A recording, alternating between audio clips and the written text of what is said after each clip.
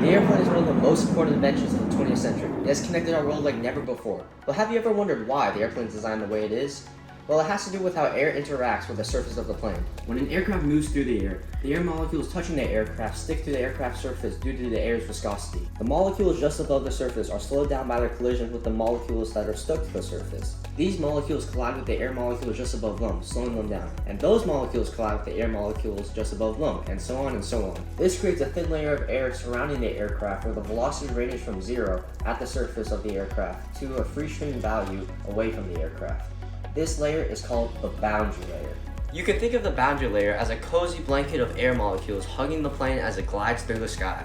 The flow in the boundary layer can either be laminar or turbulent. So what does that mean? In a laminar boundary layer, the air particles move in parallel layers where the air's velocity increases as you get closer to the free stream flow.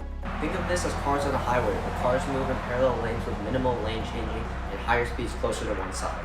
In a turbulent boundary layer, the air particles move in an irregular fashion, with significant fluctuations in velocity and pressure within the layers. Think of this as traffic in a busy city with cars constantly changing lanes and moving at various speeds. You can determine if a boundary layer is laminar or turbulent with Reynolds number, which is the ratio of inertial forces to viscous forces. It's mathematically defined as RE equals R times V times L divided by mu, where R is the density of the air, V is the velocity of the air, L is the characteristic length, which is the volume of a system divided by its surface, and mu is the dynamic viscosity of a fluid, which is the measure of a fluid's resistance to flow under an applied force.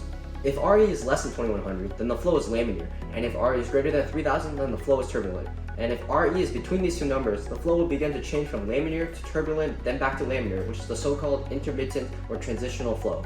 Researchers study the boundary layer using experimental techniques, simulations, and mathematical models so engineers can design shapes and surfaces that maintain a favorable boundary layer behavior that minimizes drag and creates a more efficient aircraft.